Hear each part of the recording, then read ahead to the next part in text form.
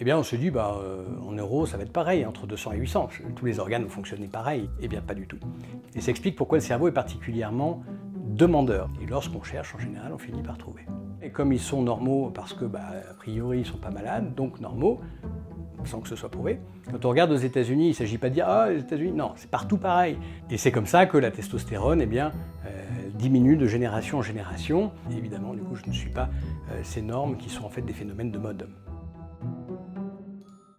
Docteur Dufournet, bienvenue sur la chaîne si vous êtes nouveau. Cette vidéo fait partie d'un ensemble de vidéos qui étaient initialement réservées à mes patients, que je voyais notamment en téléconsultation. Elles leur sont toujours destinées, bien entendu. Toutefois, suite à certaines demandes, je les mets en ligne en public, donc accessible par tout le monde. Petit avertissement donc, avant de commencer cette vidéo fait donc partie des vidéos un peu techniques qui étaient initialement destinées à préparer une téléconsultation ou à faire suite pour un travail autonome avant et ou après la téléconsultation. Par ailleurs, outre le fait que ces vidéos soient assez techniques, elles sont aussi très spécifiques d'un sujet donné.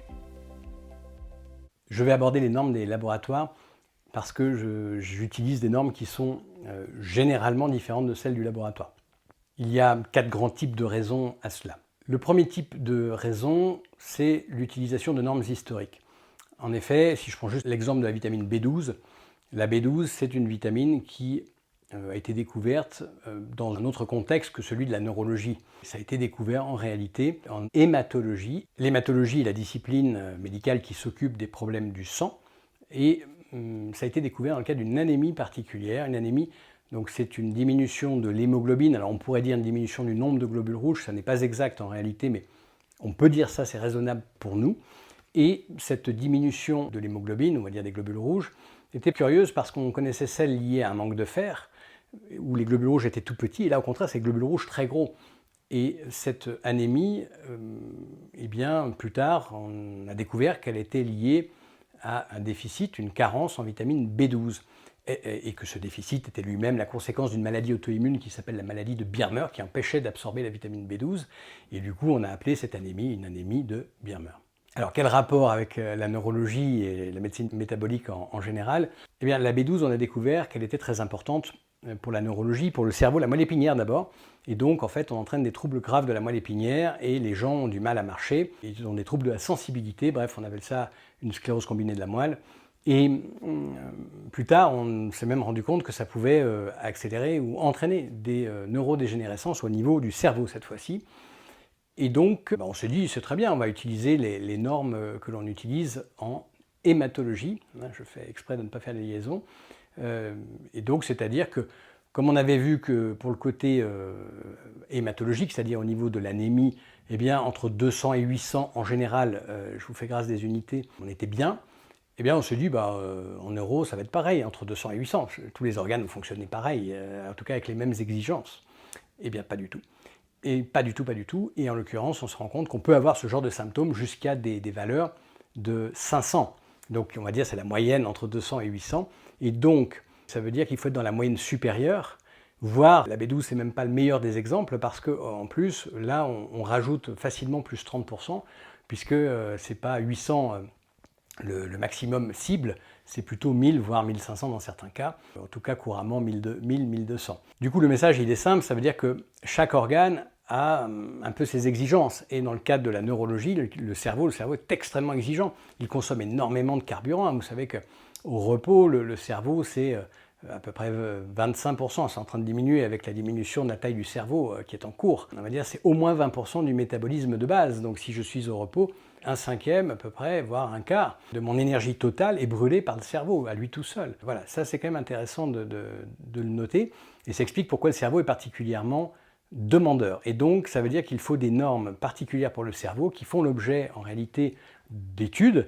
Et les normes que j'utilise précisément sont issues de ces études et je les confonde bien sûr toujours à ma pratique pour les revoir un petit peu de façon pragmatique, c'est-à-dire si elles me semblent un peu trop exigeantes, j'essaye de pondérer entre la norme historique et la norme des études, voilà, mais je m'inspire majoritairement de la norme des études scientifiques qui ont été faites dans ce domaine et je fais en sorte que ce soit corroboré systématiquement par ma pratique.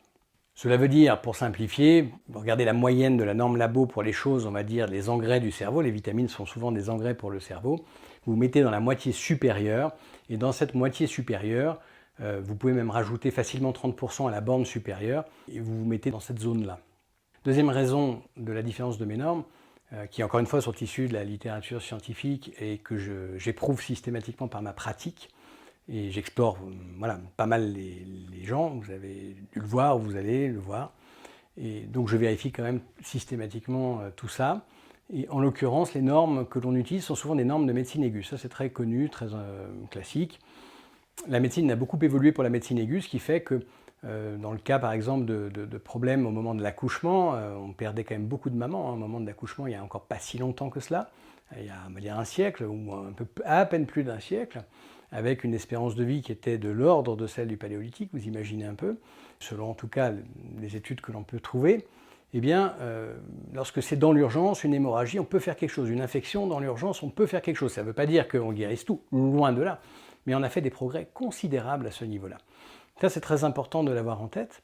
Et donc, on a des paramètres, des valeurs qui sont adaptées à cette médecine aiguë, c'est-à-dire de la médecine, entre guillemets, un peu de l'urgence, voire complètement d'urgence. Et donc, pas étonnant que si je prends un paramètre d'inflammation, qui est la protéine dite C-réactive, CRP, c'est une protéine que fait le foie dès qu'il y a une inflammation à cause d'une infection par exemple.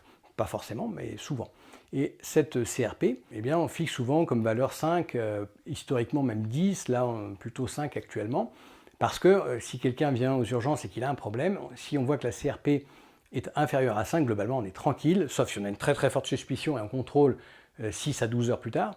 Et si là encore c'est inférieur à 5, cette fois on se dit, bon, allez, cette piste-là, raisonnablement, elle est exclue, on passe à d'autres pistes qu'on pouvait envisager dès le départ, mais ça permet de progresser dans la démarche diagnostique et dans la prise en charge.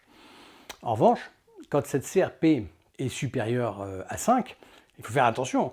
Et plus elle est élevée, plus ça peut être urgent. Et il peut y avoir jusqu'au choc septique, hein, ce qu'on appelle parfois aussi des septicémies qui précèdent le choc septique, qui sont en fait une infection dans le sang, souvent liée à des bactéries, ce qu'on appelle donc dans le jargon une bactériémie. Bon, peu importe. Toujours est-il que du coup, cette norme de médecine aiguë ne convient pas du tout à des inflammations chroniques de bas grade qui durent longtemps, des années parfois, en raison d'un problème auto-immun, d'une irritation de l'intestin, le fameux leaky gut, hein, l'intestin hyperperméable, etc. Et donc là, on a plutôt des valeurs qui sont entre 1 et 5. Et donc c'est pour ça qu'il faut pouvoir non seulement avoir un dosage suffisamment précis, mais ça j'y reviens dans un instant, mais aussi avoir une norme, une valeur normale, une valeur de référence qui tienne compte de cela. Et c'est la raison pour laquelle j'utilise moi une norme inférieure à 1, ou égale, inférieure ou égale à 1. Et dès que je suis à plus de 1, 1,5, 2, alors là, a fortiori 2,5, 3, je sais qu'il se passe quelque chose à ce niveau-là. Et lorsqu'on cherche, en général, on finit par trouver. La troisième raison qui fait que je peux être amené à utiliser des normes différentes de celles proposées par les laboratoires, qui sont d'ailleurs toujours à titre indicatif, hein, c'est le prescripteur qui décide ou non de suivre ces normes-là. Et dans chaque spécialité, en fait, chaque médecin a globalement des normes à lui. Alors ça se perd un peu, j'ai remarqué, mais quand j'étais jeune étudiant en médecine dans les années 2000, je voyais des spécialistes qui utilisaient leurs normes et les non-spécialistes utilisaient les normes du labo, ce qui permettait déjà, on l'a vu par rapport à de la médecine aiguë, médecine d'urgence déjà, de savoir un petit peu où on se plaçait, si on était dans l'urgence ou si ça pouvait attendre un peu. Cette troisième raison, donc, c'est le caractère complaisant des normes et en effet, certaines normes, comme les normes de testostérone, que ce soit chez l'homme ou chez la femme, mais si on prend l'exemple de l'homme, sont calculées en population générale. Donc on prend tout le monde, on dit vous êtes malade? Non, ça va. Vous êtes malade? Non, non plus. Parfait, très bien. On fait les dosages, on fait une moyenne, parfois sur des échantillons faibles en plus. Hein. Il faut bien savoir qu'historiquement, il y a quand même des normes qui ont été faites sur des échantillons de 60 ou 100, parfois 120 personnes. Hein, des choses hallucinantes aujourd'hui. Bref. Et donc on dit, bah donc ces gens-là ayant cette testostérone-là, et comme ils sont normaux parce que, a priori, ils ne sont pas malades, donc normaux, sans que ce soit prouvé, eh bien j'infère, ce qui en plus mathématiquement est incorrect, mais je ne vais pas rentrer dans le détail, j'infère que donc si on a ces valeurs-là, on est normal.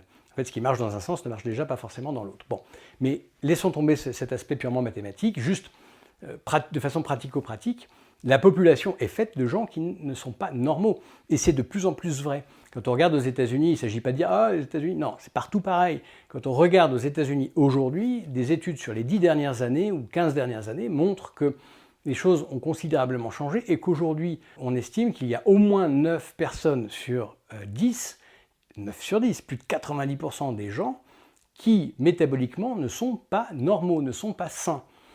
Rien que sur 5 marqueurs. Alors je vous laisse même pas imaginer si on va plus loin, parce qu'en plus c'est des marqueurs ultra consensuels, déjà ultra complaisants eux-mêmes. Donc malgré cela, on peut dire que plus de 9 personnes sur 10 ne sont pas saines. Donc vraiment, comment peut-on aujourd'hui utiliser une moyenne d'une population pour dire oh, bah oui, ils ne sont pas connus malades, donc voilà. Mais non, si quelqu'un a des marqueurs qui ne sont pas normaux, qui a par exemple des taux de triglycérides très élevés ou une insuline à jeun élevée, on peut pas, parce qu'on n'a pas de maladie connue pour l'heure, on ne peut pas se permettre de dire que c'est OK. Ou alors, il faut, et encore ce ne serait pas tout à fait correct, mais ce serait déjà mieux, faire des explorations invasives éventuellement pour aller vérifier tout ça avec des scanners injectés pour voir les artères, etc., des électrocardiogrammes, des épreuves d'effort, pour avoir quand même le droit, moralement et intellectuellement, de dire que ces personnes sont à peu près normales. Et c'est comme ça que la testostérone diminue de génération en génération. Et on sait que le pic, c'est vers 20 ans, alors ça peut un petit peu varier en fonction des gens, 20-30 ans. Et en fait, on se rend compte que les jeunes hommes, qui avaient avant des pics à peu près à 1000 et descendaient vers 800 lorsqu'ils avaient 70 ans et étaient en bonne santé, puis après peut-être 750 autour de 75 ans, 80 ans, puis après, bon, ça descendait plus vite. Eh bien aujourd'hui, c'est beaucoup moins que ça déjà dans la deuxième partie de la vie, c'est-à-dire que quelqu'un en bonne santé à plus de 70 ans, en général, il est plutôt à 600, 650 de testostérone. Et les jeunes, eh bien ces jeunes gens, par ailleurs parfaitement en santé pour le coup, d'apparence, sont en fait à des taux qui sont de l'ordre de 300 et quelques. Et j'ai des gens qui ont une cinquantaine d'années, qui ont des taux autour de 200 ou un tout petit peu en dessous de 200. Et ce qui est dingue, c'est que du coup, au vu de ces normes, la plupart des médecins disent oui, bon, vous êtes norme basse, ça va.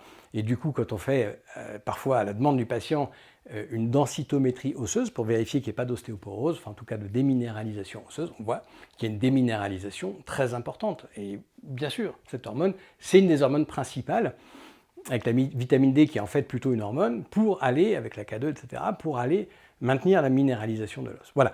Donc, raison pour laquelle on ne peut pas utiliser dans certains cas aussi des normes, notamment, ça c'est très vrai pour les aspects hormonaux, on va dire, par exemple. Enfin, dernière raison, quatrième raison, c'est qu'il y a des phénomènes de mode inverse qui sont anticomplaisants en quelque sorte, qui sont d'une exigence infondée mais et dangereuse. Et si l'on prend l'exemple du cholestérol, on est parti sur cette idée qu'il était dangereux, comme on n'arrive pas à faire baisser les maladies cardiovasculaires. Chaque fois on se dit mais c'est parce qu'on ne le baisse pas assez, il faut le baisser encore plus. Ce cholestérol qui en fait fait partie de nos cellules, de nos organes, de notre vie, ah oui mais non, il est encore trop haut, il faut le baisser. Et donc on le baisse toujours plus, et donc les normes alors ne cessent de diminuer. À une époque il fallait plus de 3 grammes pour qu'un médecin s'y intéresse, après plus de 2 grammes ou 2 grammes 100, on commençait à s'y intéresser, puis après c'était 1,60 g, puis après on s'est intéressé un peu plus au LDL spécifiquement, en essayant de le baisser encore plus que cela, et jusqu'à arriver à des valeurs incroyables. Et donc pour le LDL, on est passé en dessous, il y a une mode 1,20 g, une mode moins d'1 gramme, une mode moins de 0,90 g par litre, notamment prévention secondaire, si jamais on avait fait un AVC par exemple, sans trop chercher d'ailleurs la cause, souvent c'est une arythmie, ça n'a rien à voir avec des athéromes qui eux-mêmes, comme je vous l'explique, ne sont pas du tout liés au cholestérol, mais ça veut dire que c'est même pas logique dans la logique dominante. Et puis là, on arrive en dessous de 0,7 g par litre. Et puis là, il y a encore des études qui vont encore en dessous, inférieur à 0,6. Certains proposent 0,4 comme cible. Ce qui est intéressant, c'est que tous les modèles animaux, ça vaut ce que ça vaut, mais qui ont des taux de cholestérol très très bas meurent prématurément. Et donc là, on a vraiment, sans rentrer dans le détail du cholestérol là maintenant, ça fait l'objet d'une discussion à part, eh bien, ces normes sont tellement dures, outre le fait qu'elles sont infondées et dangereuses, mais elles sont tellement dures qu'en fait, si on suit la logique dominante, alors il faudrait faire des prises de sang dès le nouveau-né, parce qu'il n'y a pas de raison que chez le nouveau-né, les mêmes valeurs de cholestérol soient bonnes et qu'elles soient mauvaises chez l'adulte, c'est pas logique. Donc si on applique la logique du courant dominant, alors il faudrait faire des prises de sang nouveau-né et changer l'alimentation ou mettre des traitements type statine ou autres, acide benzédoïque, etc., pour diminuer les taux de cholestérol, ce qu'on appelle un traitement hypolipémiant, en tout cas probablement dès l'enfance et enfance-adolescence. Voilà, et donc là c'est un interventionnisme que je ne partage pas du tout bien sûr, Et c'est la raison pour laquelle j'utilise d'autres normes au niveau du cholestérol et qui sont beaucoup plus liées au risque de maladies neurodégénératives quand il diminue. Voilà, donc c'est plutôt, je cherche un minimum en dessous duquel il ne faut pas descendre. Et voilà. Donc ça fait partie des rares cas où les normes des labos aujourd'hui sont très exigeantes parce que les normes officielles des courants dominants, des sociétés dites savantes, etc., sont de plus en plus terribles à ce niveau-là. Et évidemment, du coup, je ne suis pas ces normes qui sont en fait des phénomènes de mode.